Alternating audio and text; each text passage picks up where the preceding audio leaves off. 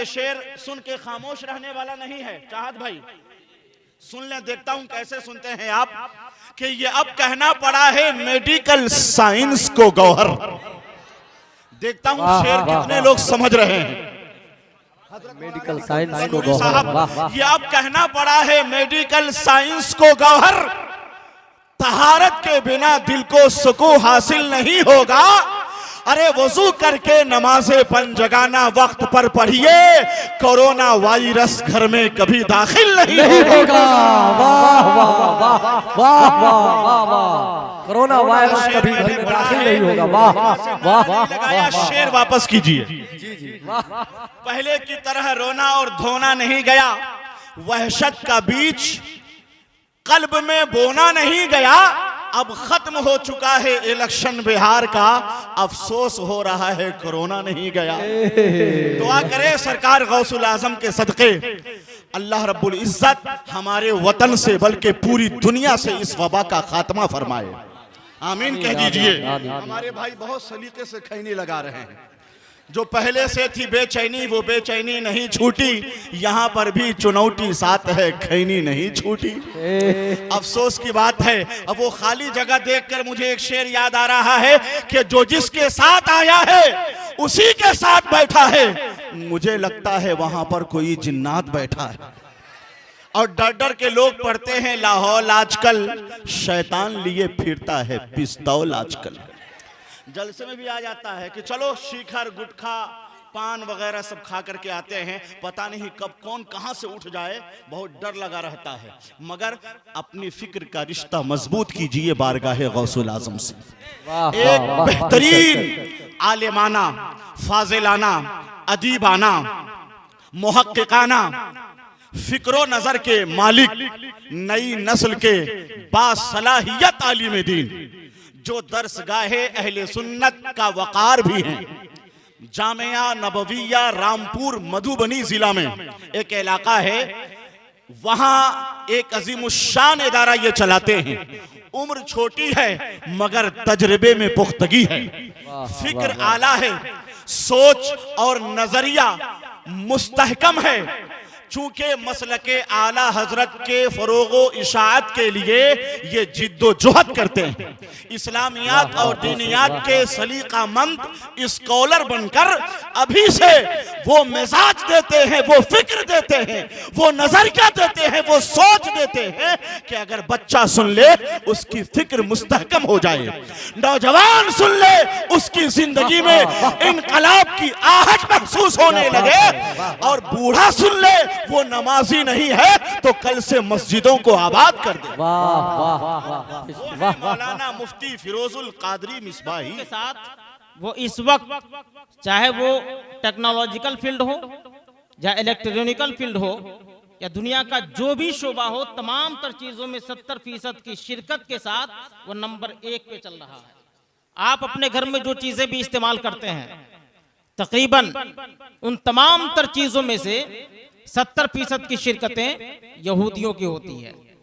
Doctor Stephen कर्लेऑन चूंकि America में पैदा हुआ, उसने इस बात की तहकीक के लिए कि आखिर यहूदियों का बच्चा इतना अक्लमंद क्यों होता है कि होश संभालने के बाद वो किसी न किसी फील्ड में एक अजूबा काम अंजाम देता है। इसके लिए वो अमेरिका से इजराइल का सफर करता है। उसने अपने तहकीक में लिखा है कि 3 साल तक मुसलसल वो इजराइल में अपनी जिंदगी गुजारा, इजराइलियों के शब रोज का मुशाहदा किया, ये देखने के लिए कि इसके बच्चे इतने अक्लमंद क्यों होते, इतने जीनियस क्यों होते हैं। उसने जो अपने नतीजे के तौर पे अपनी तहकीक में जो बातें रखी है, उसने ये कहा है कि मैंने जब इर्द गिर्द के माहौल का जायजा लिया ये पता करने के लिए कि यहूदियों के बच्चे इतने अक्लमंद क्यों, तो फिर उसने देखा कि वहां की प्रेग्नेंट लेडी यानी जो हामला औरत थी, उन औरतों में चंद बातें उसने कदरे मुश्तरक देखी, चंद बातें एकसा तौर पे देखी। वो ये थी कि जो भी हामला औरत वहां होती थी, इंतहाई हज़्म एहतियात के साथ में उस औरत को रखा जाता था। यानी उसके इर्द गिर्द कोई सिगरेट नहीं पी सकता, उसके इर्द गिर्द कोई शोर नहीं मचा सकता, खाने के लिए अच्छा इंतजाम उसके लिए बेहतरीन ग़िज़ाओं को फराहम किया जाता, जब उसने इस तरह के औरतों से पूछना शुरू किया, उसने देखा कि वही औरत है जब प्रेग्नेंट होती है, जब हामला औरत होती है तो हाथ में कलम लेकर के मैथमेटिक्स की प्रैक्टिस करती है। वो 2 दूना 4 जोड़ती और घटाती है, और कभी बोल करके अपने शौहर से तबादला ख्याल करती है, उसमें भी कुछ इल्म और की गुफ्तगू करती है। इस आदमी ने देखने के बाद इसे तहकीक करना शुरू किया और लोगों से पूछा कि आखिर आप लोग ऐसा क्यों करते हैं। तो फिर वहां की औरतों ने कहा कि हम लोग जोड़ घटाव यानी मैथमेटिक्स की प्रैक्टिस इसलिए करते हैं कि हमारा ये मानना है कि जो औरत प्रेग्नेंट हो, जो हामला औरत हो, वो मैथमेटिक्स की जब प्रैक्टिस करती है तो उसका पैदा होने वाला बच्चा दुनिया के बच्चों के मुकाबले में कहीं 75 गुना ज्यादा अक्लमंद होता है। ये वहां की औरतों ने कहा। फिर आपके लिए ग़िज़ा का ये एहतमाम क्यों?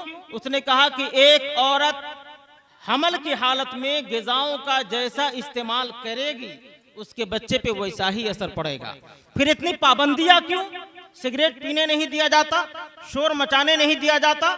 तो उसने कहा कि सिगरेट पीने से एक आदमी मुतासिर होता है। एक औरत के पेट में अगर बच्चा पल रहा है, उसके इर्द गिर्द में कोई सिगरेट पी करके धुआं अगर उड़ाता है, वो औरत के जरिए से उस बच्चे को इफेक्ट करेगा, बच्चा उसका मुतासिर होगा। फिर उसने कहा कि अगर यहाँ कोई शोर मचाएगा तो इस शोर के जरिए से पेट में पल रहा बच्चा मुतासिर होता है। मोहतरम सामईन, ये यहूदी लोग हैं जो अपने बच्चों की तरबियत और परवरिश पैदाइश से पहले ही करते हैं।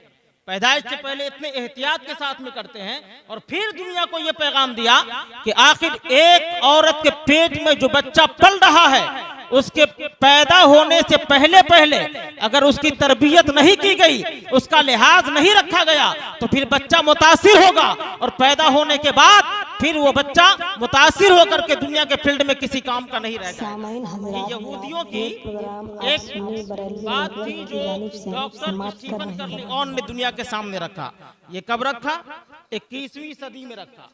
और उसने कहा कि एक औरत जो कि हामला हो उसके इर्द गिर्द बहुत एहतियात के साथ में जिंदगी गुजारनी चाहिए, इसलिए कि माँ बाप और इर्द गिर्द के तमाम तर माहौल को एक बच्चा माँ के पेट में रह करके वो कैच भी करता है, उससे मुतासिर भी होता है। ये बात अगर आपके समझ में आ गई तो जो बात मैं आपको कहना चाहता हूं सुनिए। 5वीं सदी हिजरी का जमाना है, 5वीं सदी हिजरी का जमाना है। एक नौजवान दरिया के किनारे था, भूख लग रही थी, रात के सन्नाटे में एक सेब बहता हुआ गया, उसने खा लिया था। फिर खाने के बाद में जब उसको ये याद आया कि हमने इसके मालिक से पूछा नहीं है, हमने इसके मालिक से इजाजत नहीं ली है माफी और तलाफी करने के लिए, मुद्दते दराज तक उसके बाग की बागबानी किया, फिर इस बात के लिए रजामंद हुआ कि उसकी अपाहिज लड़की से वो निकाह करेगा।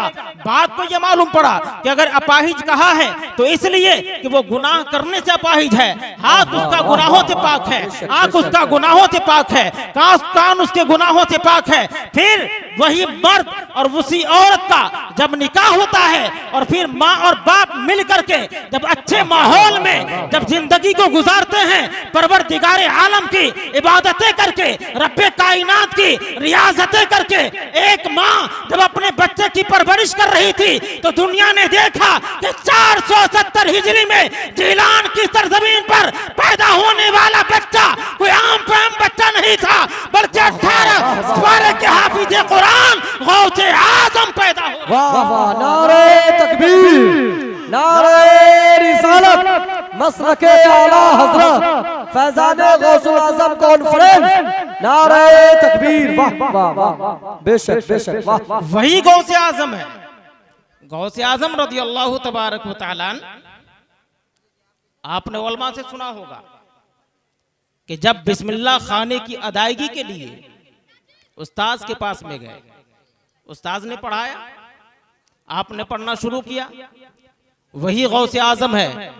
बिस्मिल्लाह शरीफ के साथ साथ जब सूरतुल फातिहा की तिलावत कर लिया, अलिफ लाम मीम का पारा पढ़ लिया, सयकूल का पारा पढ़ लिया, तिलकर रसूल का पारा पढ़ लिया, चौथा, पांचवा, छठा, सातवां, आठवां, नौवां, 10वां, जके बाद दीगरे हजरत गौसे आजम ने जब 18 पारे की तिलावत कर दी, फिर उस्ताद ने पूछा था बच्चे तुमने सीखा कहाँ, बच्चे तुमने पढ़ा कहाँ? तो फिर उसी गौसे आजम ने कहा था उस्ताद मोहतरम दरअसल बात यह है कि मैं अपने माँ के शिकम में था। वालिदा मोहतरमा 18 पारे के हाफिज़े कुरान थी, हाफिजा थी, वो कुरान की तिलावत हर वक्त करती थी। जब वो झाड़ू लगाती थी तो कुरान की तिलावत करती थी, जब खाना बनाती थी तो कुरान की तिलावत करती थी, कोई काम करती तो कुरान की तिलावत कर रही थी। माँ कुरान की तिलावत कर रही थी, मैं माँ के शिकम में कुरान को सुन रहा था। सुनते सुनते माँ के पेट में 18 पारे कुरान शरीफ का मैंने हिफ्ज़ भी किया। बेशक बेशक हक है, वाह वाह वाह। मालूम ये हुआ कि 21वीं सदी में डॉक्टर स्टीफन कर्लियोन ने जो दुनिया के सामने तहकीक रखा, बड़े बड़े यूनिवर्सिटी से लोगों ने उसको इनाम दिया, उसको नोबेल प्राइज मिला। लेकिन याद रखिए ये स्टीफन कर्लियोन के घर की कोई ये तहकीक नहीं है, बल्कि ये आज के लोग, आज के साइंसदान ये बड़ी बड़ी तहकीकें करके दुनिया में अगरचे बड़ी बड़ी डिग्रियां हासिल करते, बड़े बड़े इनामात हासिल करते, लेकिन मजहब इस्लाम ये बताता है कि आज नहीं, आज से 800,000 साल पहले की तारीख ये है कि गौसे आजम रज़ी अल्लाह तबारक व तआला अन्हु की वालिदा मोहतरमा ने जो कुछ भी किया बच्चे पे उसका असर पड़ रहा था। बाप उसका पारसा था, असर बच्चे पे पड़ रहा था, माँ पारसा थी, असर बच्चे पे पड़ रहा था। जभी तो गौसे आजम रज़ी अल्लाह तआला अन्हु जब पैदा होते हैं तो परवरदिगार आलम वली बना करके बाखुर दावाना अल्हम्दुलिल्लाहि रब्बिल आलमीन। अस्सलामु अलैकुम व रहमतुल्लाह। वालेकुम अस्सलाम।